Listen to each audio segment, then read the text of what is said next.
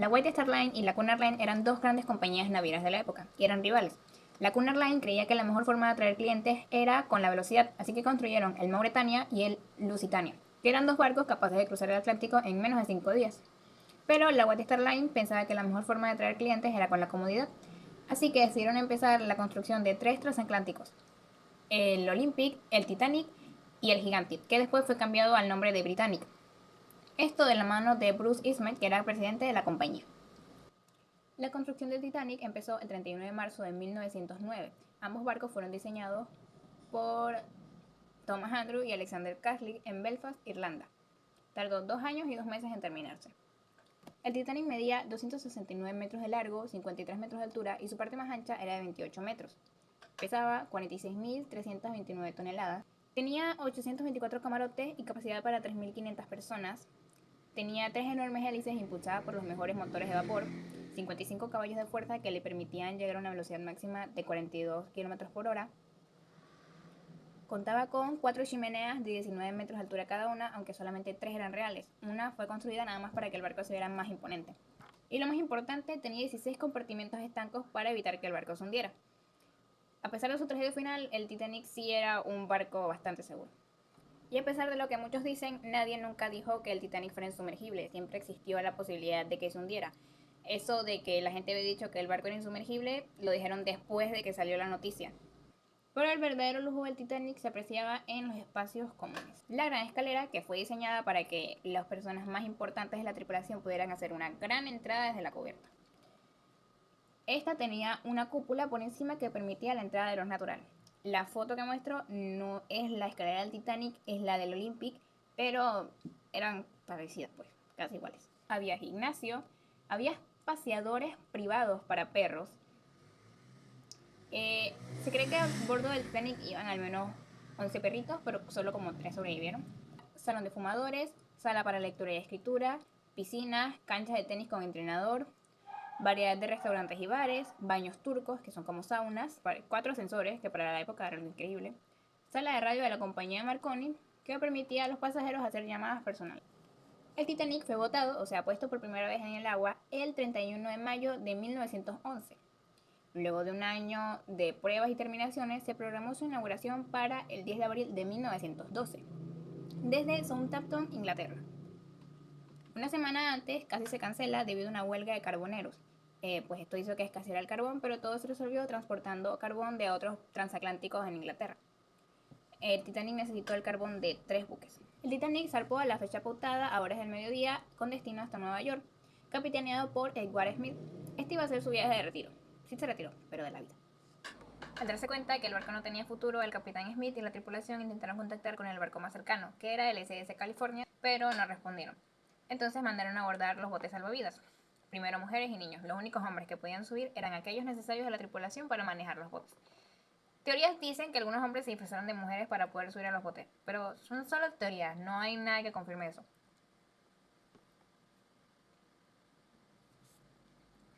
La orquesta tocó hasta el último momento del Titanic para mantener a los pasajeros calmados.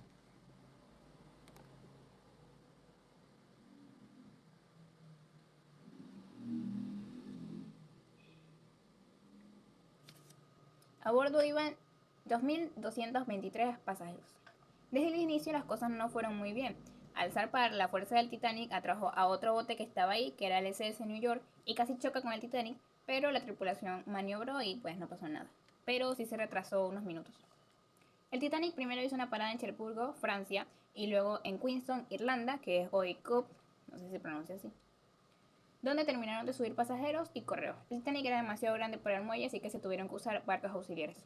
La noche del viaje, el 14 de abril, a las 11:40 pm, el vigía Frederick Fleck dio el avistamiento de un iceberg de 30 metros de altura por 60 metros de longitud, más o menos. Al recibir el aviso, el oficial William Murdoch, que estaba cubriendo al capitán Smith, mandó a girar a la izquierda, o sea, a babor, y a apagar los motores. Pero como en un barco de este tamaño las maniobras no son tan rápidas, el barco igualito chocó contra el iceberg por el costado derecho. El choque no provocó grietas directamente en el barco, pero sí, la fuerza sí hizo que los pernos saltaran, abriendo vías por la que entró el agua hasta los compartimentos estancos. Algunos dicen que si el barco hubiera chocado de frente, hubiera sobrevivido, y también que podía seguir manteniéndose a flote con 4 compartimentos estancos dañados, pero la verdad es que se dañaron al menos 5 compartimentos. Y como estos compartimentos no estaban cerrados hasta arriba, el agua solamente iba pasando de uno al otro. Al darse cuenta que el Titanic no iba a sobrevivir, el capitán Smith y la tripulación intentaron contactar con el barco más cercano, que era el SS California de la compañía Cunard. Pero al ver que no contestaban, el capitán Smith mandó a abordar los botes salvavidas. Primero, mujeres y niños. Los únicos hombres que podían subir eran aquellos necesarios de la tripulación para manejar los botes. Teorías dicen que algunos hombres se disfrazaron de mujeres para poder subir a los botes, pero hay 0 pruebas de esto. La orquesta del Titanic tocó hasta el último momento del barco para mantener a los pasajeros calmados, y a eso de las 2:20 de la mañana, las luces se apagaron, el barco se rompió por la mitad por el peso del agua en la parte delantera, luego se hundió. Tardó 6 minutos en llegar hasta el fondo. Por suerte ya todos los botes estaban en el agua. Más o menos a las 3:30 de la mañana llegó el Carpathia, un barco de la compañía Cunard, que rescató a todos los sobrevivientes. En total fueron 706 personas y todas fueron llevadas hasta Nueva York. ¿Por qué se hundió el Titanic? A ver, fue una mezcla de negligencia y eventos desafortunados. En mi opinión, el Titanic se hundió porque se tenía que hundir. Pasaron muchas cosas que dieron para que el barco se hundiera, pero también negligencia. 1. El capitán Smith recibió varios mensajes de alerta de iceberg en la zona. Al primero cambió el curso, pero no bajó la velocidad. Algunos ni siquiera los recibió porque el encargado de la radio no los pasaba. De hecho, se molestó con otros barcos porque están interrumpiendo sus llamadas privadas por las cuales la compañía cobraba. 2. Testigos dicen que esa noche había auroras boreales. Cuando hay auroras, las brújulas no son exactas por la intensa actividad magnética que hay en las zonas. Entonces, esto pudo provocar que el capitán Smith, al cambiar el curso, solamente los acercó más hacia los icebergs. 3. Todos los cálculos decían que no iban a haber icebergs en esa zona en esas fechas, pero como ese año el invierno fue más suave, provocó que se desprendieran más icebergs.